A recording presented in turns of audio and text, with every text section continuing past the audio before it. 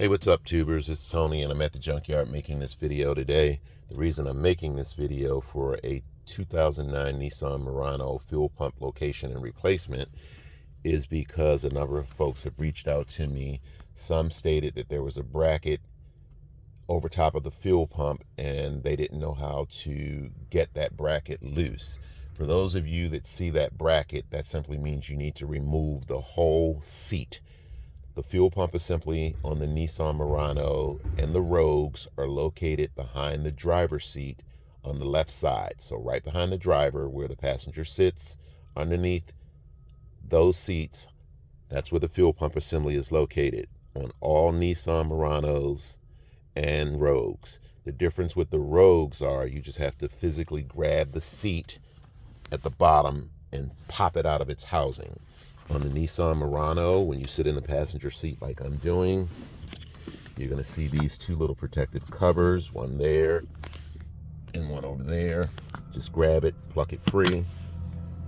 You'll have either a 14mm bolt to remove or 16mm bolt. So just be prepared that not all Nissan Muranos are 16mm bolts and not all of them are 14 or 9/16 bolts, okay? So remove those out of the way. Right quick, tools that I use: a hammer, a 3/8 10mm deep socket, an old driver I use for banging stuff, flat blade screwdriver, 1/2 inch long driver, and a 16mm socket depending on the bolt size that you need to remove. So if you suspect that your fuel pump assembly has failed for one reason or another, guys, this is what you want to do first. Check the fuse, locate the fuse panel, and check the fuse that powers the fuel pump to make sure that it's not blown for one reason or another. Another way to test the fuel pump assembly is turn the key to the run position where all the lights light up. Have someone sit in the back seat and listen. You should hear the fuel pump priming, making some sort of noise. If you don't, that's another indicator that your fuel pump assembly may have died. All fuel pumps are man-made electronics, guys, but a lot of times they don't fail simply because they're a mechanical item. Lots of times rodents will climb up underneath your vehicle and gnaw on wires. In that case, you'll have to have a mechanic diagnose it. But if you've determined that you're going to replace your fuel pump for sure, what you want to do is locate the fuel pump fuse, remove it, sit in the driver's seat, start the car up 3 or 4 times. The car will start up briefly and then cut off. Then you want to go to the gas cap area, open the gas cap, and just leave it open while you're working on the vehicle. What you're doing is relieving fuel pressure so that you don't get sprayed with a moderate amount of fuel when you go to disconnect the lines. Oh, then you want to disconnect the black cable from your battery, okay? Make sure you hook all this stuff back up in the end, guys, because although I'm at the junkyard, I'm going to show you guys how to get the Nissan Murano with the seat out, which means that all other Muranos where you don't have to take the seat out, it's just as easy, okay? So, as I told you, you'll have to remove the passenger seat behind the driver. If you see a bracket that comes here, hold tight. All right, I want to do this right because some idiot's going to call me and say, oh, I don't know where the bolts are to remove the seat. Anyway, remove the 2 retaining bolts after you remove the protective cover, okay? Then you can raise the seat up. If you don't have a bracket there, your fuel pump assembly is right beneath this cover. All you need to do is bungee cord your seat up so that it doesn't fall and hit you in the head. If you have this bracket, you'll need to remove that 16mm bolt, okay? There are 3 bolts and a nut that you'll need to remove. That 16mm bolt. To get this part of the seat to come forward, you need to grab that strap and pull it to you, and then this part of the seat will fall down. But once you do that, guys, back there, there's a 16mm bolt there you need to break loose. 16mm bolt there you need to break loose. 16mm nut right there that you need to break loose. Okay, and then you need to disconnect this electrical connector. Just take a flat blade screwdriver and push down on this little head right there, and then you can pull this away. Okay, now you can remove the seat out your way. For those of you that don't have a bracket, well, you can start from here. Pull this little cover back, and then what you're going to notice is the cover for the fuel pump assembly, and the fuel pump cover has these 4 little tabs around it. Just take a flat blade screwdriver, guys, and line up the tabs, and then you can go ahead and slowly pull this cover up. And the reason I say slowly is because there's an electrical connector underneath here that you need to break loose. Push down on this tab right here, and slowly wiggle the electrical connector off, and then you can move the cover to the side. This monster here, just push down on this tab, and then you can wiggle. You can wiggle this connector off of the fuel pump assembly. FYI, guys, crud. If you're doing this yourself at home and you see dirt and crud, make sure you vacuum this stuff really good before you try to remove your lock ring, because you don't want that dirt and stuff to fall into the fuel tank and clog up your new fuel pump assembly. Excuse me. If you notice that your lock ring is really rusty, you can go ahead and spray PB Blaster on it, let it sit for about 10 minutes or so, and then break it free. This line here can be a pain in the ass, guys. Just be patient with it. Take a pair of needle nose pliers and squeeze in that tab, and then what I do at the same time is I take a flat blade screwdriver and work that line back. Just be patient with it, you'll get it. Once you do that, this connector will want to stay on the old fuel pump assembly. Just spread it open and move it and transfer it over to the old line. You want to make sure you do that, guys, because if you don't do that without this green clip and you just put that on there, when you start the vehicle up, pressure will push that off and fuel will go everywhere. So the next thing I do, guys, is I simply safely bungee cord these 2 lines out of my way. Gives me more room to work on getting the fuel pump lock ring loose and the fuel pump in and out. So there you go. I just bungee cord those 2 out of the way. Before you go to remove the lock ring, take special note as to how the lock ring sits in there, okay? Because you want to make sure you put it right back in the same way it was before you took it out, okay? So just be mindful of that. On Amazon, they make all kinds of tools that are designed to help you turn the lock ring lefty-loosey, righty-tighty. Okay, this takes a 1/2-inch drive. Just go to Amazon.com and Google fuel pump lock ring tool. You'll see all different types, makes, models, whatever. Just make sure it says it's made for your particular vehicle. Okay? I don't really use such a monster, guys. I'm old school. I take a 3/8 deep 10mm socket, an old driver that I use for banging, and a hammer.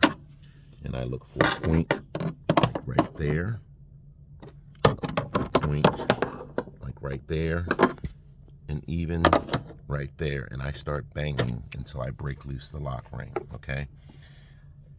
I don't recommend that you use this method if you don't know what you're doing. Again, I've been doing this for a long time, so it doesn't bother me. I've yet to ever do any damage. So hold tight. I'm going to see if I can set this camera up where you can see me break this free. Okay, folks, let's go for it. So just find yourself a point and be careful. Start banging. And there is the fuel pump assembly loose. Now, it doesn't always come loose that easily. Sometimes you really got to bang in different points to break it loose, especially if it's rusty. But for the most part, every lock ring that I come across, I usually get it off with no problem. So hold tight. And then what you want to do is, when you remove the lock ring, most of the time the fuel pump assembly will just still be sitting there. Take the lock ring out. Be careful take note of how it came out because you want to put it back in the same way. And then to get the fuel pump assembly out, just wiggle it and it'll pop up, okay? So now what I do, guys, is if the fuel pump assembly didn't pop up, just grab it, it eventually will come up. Pull your fuel pump up slowly and then lean it towards the driver's side of the car. And then you're gonna notice this float, that arm. You're gonna have to guide, take your other hand, and of course this will work better for you when you don't have a camera in your hand, and guide that float out, because that float is sitting more so under here, but you want to guide it to the open hole. Okay, with your fuel pump assembly out, there are 2 more lines that you will need to disconnect, guys. Come on, come on, come on, come on. You will need to push down on that tab right there. Okay, push down on that tab, and you can easily break loose this line. There's an electrical connector here. Push down on it, and you should be able to easily break loose that line, okay? And then there's your old fuel pump assembly. Your new one will go in just like the old one came out. Okay, guys, very important. You want to account for the old fuel pump assembly lock ring, okay? When you go to put your new fuel pump in, it should come with a new lock ring. You could either install it there first, okay, or some people will just put it on the bottom of the fuel pump assembly. I usually like to sit it right here. And then with your new fuel pump in hand, just go ahead. And remember, guys, that arm right there is called a float. This is what registers how much fuel is in your fuel tank on your dashboard. So with your new fuel pump assembly in hand, you want to go ahead and hook up those 2 connectors. So go ahead and make sure that those 2 lines are truly connected. Then what you want to do is take your new fuel pump. Again, this will work better for you when you don't have a camera in your hand. Guide that float down into the fuel tank, and then sort of turn. Be mindful of those 2 wires there. And then voila, your fuel pump assembly will go down in there. Just take your time. And then you want to push it down, okay? Make sure your lock ring, your rubber lock ring is on there. Push it down, and then you can go ahead and begin to put your lock ring back on. Okay, guys, lock rings can appear to be difficult at times, but what you need to do is get yourself a starting point. Tap a little bit, make sure that it's pushed all the way down, and sometimes it takes 2 people to do this. Get yourself a starting point, push all the way down, and then you want to tap to the left to get it started. And then once you get it started under those little hooks, then you can go ahead and do your business. So hold tight. So see, I have it started, and once I got it started, now I can go ahead and tap. Make sure it's locked into place, and then you can go ahead and start hooking up your connectors. Okay, take this monster, push it over until it locks on, push this in until it locks on, take your electrical connector, put it back down until it locks on. Okay, again, make sure this monster is locked on, and then you can go ahead and put your cover back down, guys, and you can go ahead and put your seat back in if you had to remove your seat. Okay, your bolts back there. Okay, your retaining bolts for the seat at the bottom. Okay, hook your battery back up, and then what you want to do is you want to turn the key to the run position. That's where the lights light up like 3 or 4 times on the dashboard. Turn it on, turn it off, turn it on, turn it off.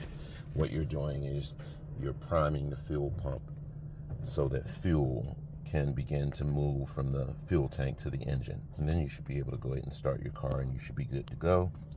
You may want to test for leaks, but definitely you want to make sure that you have that lock ring on with its rubber gasket, okay? All right, guys, so I hope the video has been helpful. I know it's been long, but for those of you who have reached out to me, now you know that bracket means that you have to remove the entire seat, and now you know how to do that. All right, guys, thanks for watching, and I will catch you next time.